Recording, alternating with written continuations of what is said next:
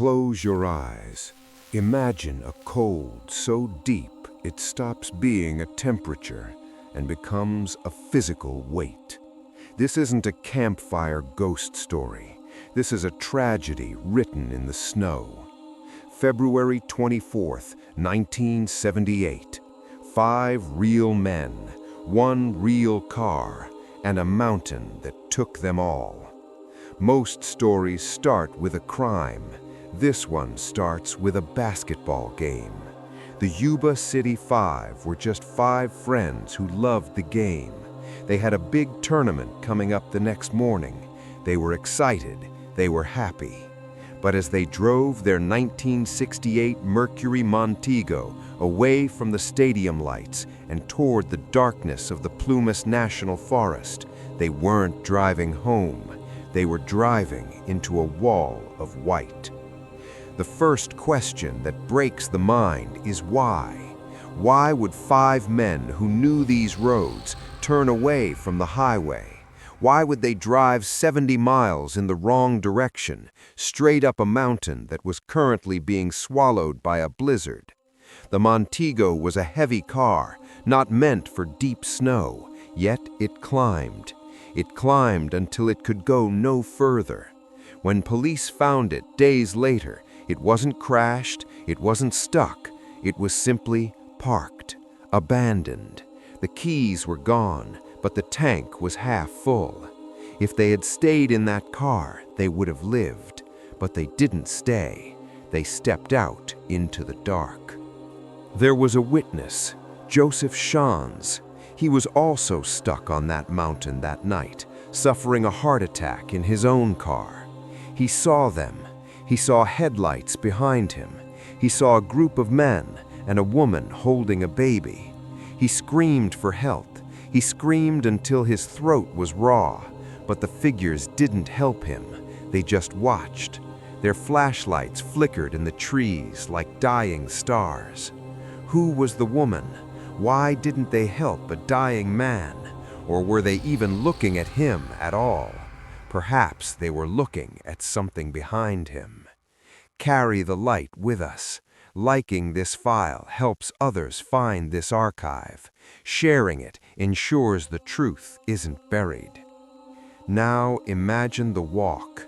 20 miles through waist-deep snow. No heavy coats, no boots meant for the tundra, just light windbreakers and thin shoes.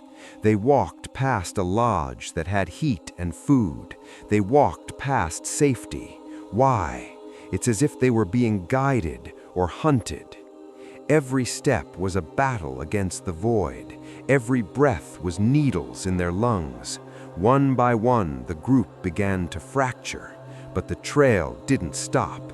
It led to a Forest Service trailer high in the peaks, a place where the mystery turns from strange to horrifying. Months later, the snow melted. A group of motorcyclists found the trailer. Inside, they found Ted Ware. He was wrapped in 8 sheets, tucked into a bed as if he were sleeping. But Ted wasn't sleeping. He had been dead for months. He had lost nearly 100 pounds. He had starved to death. But here is the part that will keep you awake tonight. The trailer was stocked. There was a locker outside with enough dehydrated food to feed all 5 men for a year. It was never opened. There was a heavy propane tank outside. It was never turned on. Ted Ware sat in a room full of life-saving supplies, and he chose to die in the dark. Where were the others? Jack Madruga and Sterling were found miles away, their bodies scavenged by the forest. Bill Sterling, just bones. But Gary Mathias, the man who needed his schizophrenia medication to stay grounded, he was never found. His shoes were in the trailer, but his body was gone. Did Gary lead them up there? Did the voices in his head become the compass for the group? Or was Gary the only one who realized that the trailer wasn't a sanctuary, it was a trap? Subscribing to this archive keeps your lantern lit for the files we pull next. Investigators often speak of the sixth man, the unseen force that dictated their movement. Was there someone else in that Montego? Someone who forced them off the road at gunpoint? Or is the sixth man simply the forest itself? In 1978, the woods were a different kind of dark. There were no cell phones, no GPS, just the wind and the ink-black trees. When you are that cold, your brain begins to lie to you. You feel warm. You feel the urge to sleep. You start to see lights that aren't there. This was a different era, an analog world where a wrong turn meant a death sentence.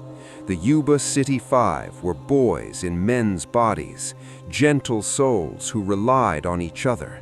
When the first one fell, the others stayed.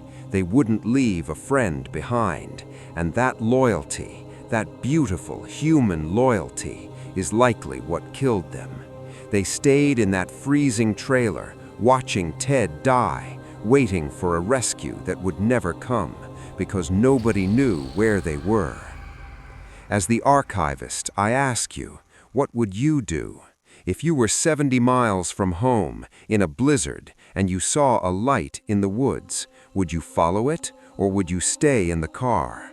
The tragedy of File 78-01 isn't just that they died, it's that they were so close to living. The heater was right there, the food was right there, safety was a turn of a dial away, but the light in their eyes had already gone out. The forest had already won. The woods don't keep secrets, they just wait. I am the archivist. This has been Paper Lantern Woods. We recover what the world forgets, one match strike at a time.